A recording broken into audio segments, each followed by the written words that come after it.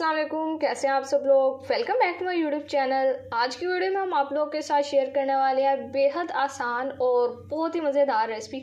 आज हम बनाएंगे चिकन के आलू कोफ्ते की रेसिपी। ये रेसिपी बनाना बेहद आसान है, सारी चीज़ें घर में मौजूद होंगी। और मज़े की बात यह है कि कोफ्ते हमने इस तरह से बनाने हैं कि मैं आप लोगों को बताऊँगी कि आप लोग ये कोफ्तों को लंबे अरसे तक किस तरह से फ्रीज़ कर सकते हैं। फिर जब दिल करे बस कोफ्ते निकालें फ्रीज़र से और इसके बाद ग्रेवी तैयार करें और अपने मज़ेदार कोफ्ते आप लोग इंजॉय करें। और एक शिकायत जो होती है कि कोफ्ते रूखे रूखे से बनते हैं, ऐसा भी बिल्कुल नहीं होगा, बहुत ही मज़ेदार जूसी बनकर तैयार होंगे। तो रेसिपी को स्टेप बाय स्टेप फॉलो करना है। रेसिपी अच्छी लगे वीडियो को लाइक कर दे, शेयर कर दे, चैनल पर नहीं है तो चैनल को भी सब्सक्राइब कर दे। तो चलिए टाइम वेस्ट किए बगैर अपनी इस मज़ेदार रेसिपी को बनाना शुरू कर लेते हैं। बिस्मिल्लाहिर्रहमानिर्रहीम। सबसे पहले यहाँ पर मैंने 800 ग्राम बोनलेस चिकन का ले लिया, जिसका कीमा बना लिया। इसके बाद इसमें हाफ टी स्पून जीरा पाउडर डाल दिया, 1 टेबलस्पून लाल मिर्चों का पाउडर, हाफ टी स्पून हल्दी शामिल कर दिया और ये 1/4 टीस्पून गरम मसाला पाउडर लिया। जो जीरा पाउडर हमने लिया वो रोस्टेड लिया, जिससे बहुत प्यारी खुशबू आती है और अच्छा फ्लेवर भी ऐड होता है। और इसके बाद ये 1 टीस्पून नमक शामिल करियो। नमक आप लोगों ने अपने टेस्ट के हिसाब से डाल लेना। और इसके बाद इसमें डाल देंगे 1 टेबलस्पून लहसुन अदरक का पेस्ट और यहाँ पर डाल देंगे कुटी हुई हरी मिर्चें। ये मैंने 1.5 टेबलस्पून लिया, ये क्रश्ड हरी मिर्चों का, ये इसमें डाल देंगे। और इसके बाद अब बाइंडिंग के तौर पे हम इसमें डाल देंगे बेसन। ये यहाँ पर मैंने लिया तकरीबन 4 टेबलस्पून हमने ये बेसन का डाल दिया, जो कि हमने रोस्टेड लिया। कच्चा बेसन इसमें शामिल नहीं करा, रोस्ट करके फिर शामिल करेंगे। और इसके बाद ये थोड़ा सा हरा धनिया शामिल कर देंगे खूबसूरती के लिए। और अब यहाँ पर सारी चीज़ों को बहुत अच्छे से मिक्स कर देना है। इतना मिक्स करना है कि सारे मसाले इवनली मिक्स हो जाए। तो देखिए बिल्कुल सिंपल सा मिक्सचर है हमारे कोफ्तों का और इससे बहुत ही सॉफ्ट और बहुत ही मज़ेदार हमारे चिकन के कोफ्ते बनकर तैयार होंगे, जिसके आगे आप लोगों ने बीफ के कोफ्तों को भी भूल जाना है। तो अब देखें यहाँ पर हमने अब सिंपल मिक्सचर तैयार हो चुका है, तो इसके बना देने हैं कोफ्ते। हाथों पे लगा लेंगे थोड़ा सा ऑयल ताकि मिक्सचर हमारे हाथों पे ना लगे। और यहाँ पर अब ईजिली जिस तरह से गोल मटोल हम अपने कोफ्ते बनाते हैं ये बना लेंगे।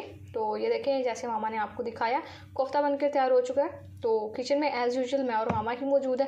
वीडियो मैं यहाँ पर रिकॉर्ड कर रही हूँ और यहाँ पर रेसिपी आप लोगों के साथ मामा शेयर कर रही है।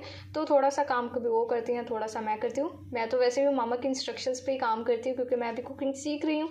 तो मैं चाहती हूँ कि आप लोग भी मेरे साथ साथ ये नई नई रेसिपी सीखें और इनको ट्राई किया करें, फिर अपना फीडबैक भी मुझे ज़रूर से दिया करें।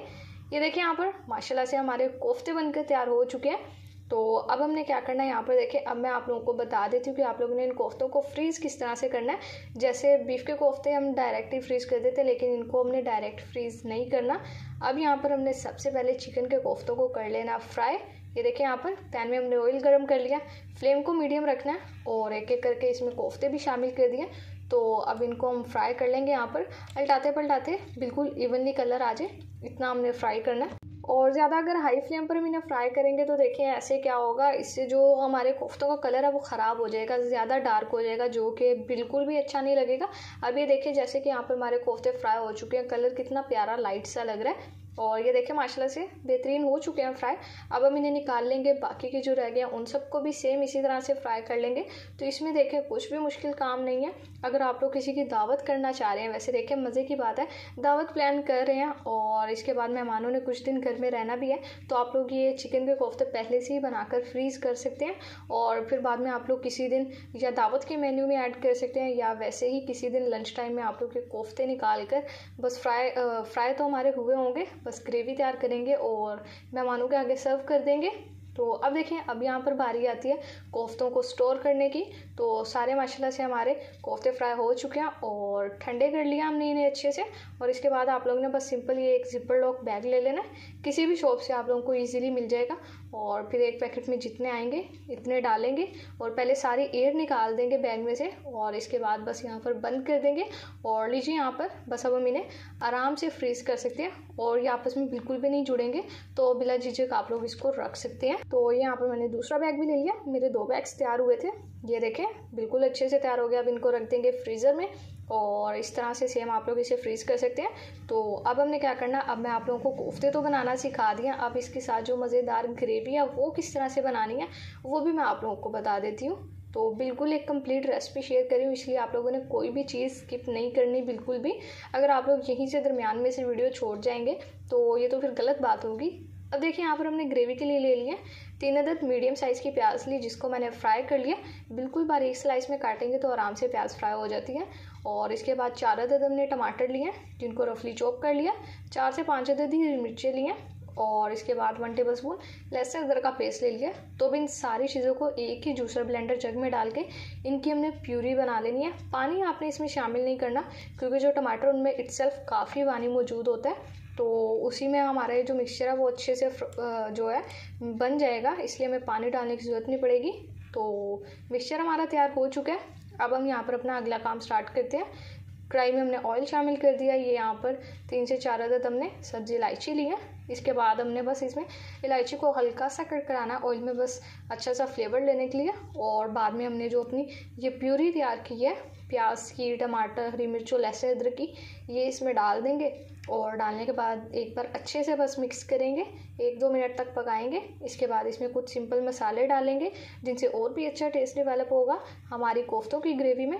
तो ये हमने इसमें 1.5 टेबल स्पून लाल मिर्च का पाउडर डाल दिया, 1 टीस्पून जीरा पाउडर जो कि हमने सेम भुना हुआ लिया, और 1/2 टीस्पून हल्दी डाल दी है, 1.5 टेबल स्पून धनिया पाउडर, और ये 1 टीस्पून नमक का लिया।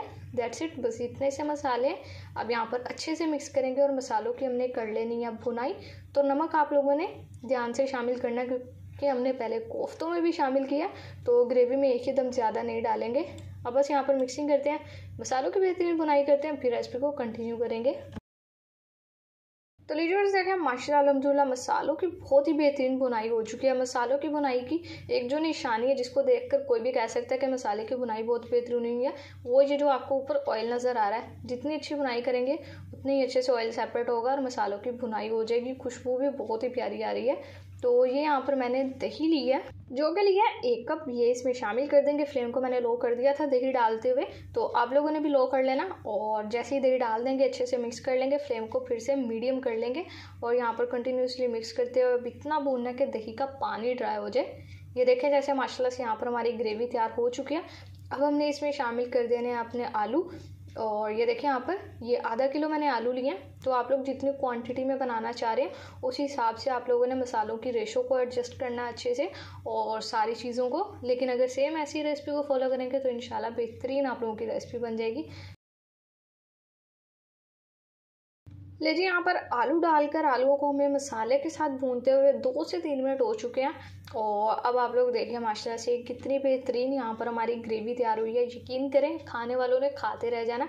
आज से पहले अगर आप लोगों ने ये रेसिपी नहीं ट्राई की हुई ना आलू और चिकन वाले कोफ्तों की, तो आप लोग इसको एक बार ज़रूर से बनाइएगा। अब देखिए जो फ्रीज़र से हमने अपने कोफ्ते निकाले हैं, ये भी शामिल कर दिया अपनी रेसिपी में। इसको भी 2 से 3 मिनट तक मसालों के साथ अच्छे से भून लेते हैं, क्योंकि वैसे भी एक ही चीज़ बनाने के इतने डिफरेंट तरीके होते हैं और हर रेसिपी में अपना एक अलग टेस्ट होता है। तो ये जो रेसिपी है ये भी बहुत ही जायकेदार और मज़ेदार है। और ये देखिए इसे बनाना बिल्कुल भी मुश्किल नहीं है, सिंपल सा काम है, जो कि आप लोग अगर बिगनर लेवल पर कुकिंग करें, मतलब अभी आप लोगों ने स्टार्ट ही किया खाना बनाना, और आप लोग इस रेसिपी को बनाएंगे तो यकीन करें सबको बहुत ज़्यादा पसंद आएगी। और अब यहाँ पर हमने ग्रेवी के लिए देखिए इसमें शामिल कर दिया पानी। जितनी ग्रेवी आप लोगों ने रखनी है उस हिसाब से इसमें पानी डाल लें। मैंने 3 गिलास पानी का शामिल किया। इससे हमारे जो आलू हैं वो भी अच्छे से टेंडर हो जाएंगे, और उसके अलावा जो कोफ्तों में भी थोड़ी सी कसर है वो भी अच्छे से टेंडर हो जाएंगे। तो अब कवर लगाएंगे, कवर लगाकर पकाएंगे और फिर बाकी की रेसिपी को कंटिन्यू करेंगे।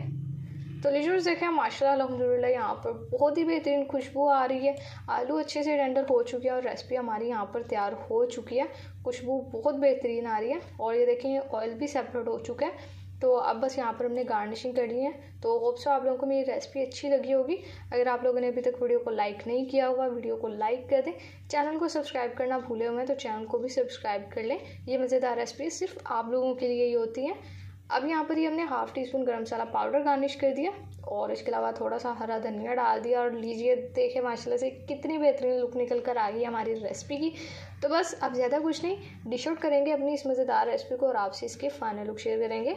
तो लीडर्स देखें माशाल्लाह अल्हम्दुलिल्लाह बहुत ही बेहतरीन लजीज और जायकेदार हमारी आलू कोफ्ते की रेसिपी बनकर तैयार हो चुकी है। तो अगर आप लोग भी परेशान और सोच रहे हैं कि आज लंच टाइम में क्या बनाया जाए या डिनर में क्या बनाना है, तो आप लोग बिना सोचे समझे ये रेसिपी बना दें। यकीन करें घर वालों को बहुत ज़्यादा पसंद आएगी। जिसने एक रोटी खानी है वहाँ पर वो 2 रोटियाँ खाने पर मजबूर हो जाएंगे। तो मस्ट ट्राई रेसिपी, एक बार इसको ज़रूर से ट्राई कीजिएगा। और आप लोगों को मेरी रेसिपी अच्छी लगी होगी। रेसिपी अच्छी लगी है तो वीडियो को लाइक कर दें, शेयर कर दें, एक प्यारा सा कॉमेंट कर दें। चैनल पर नहीं है तो चैनल को भी सब्सक्राइब कर दें। तो फिर नेक्स्ट किसी मज़ेदार से वीडियो से मुलाकात होगी। तब तक के लिए अपना बहुत सारा ख्याल रखिए। अल्लाह हाफिज़।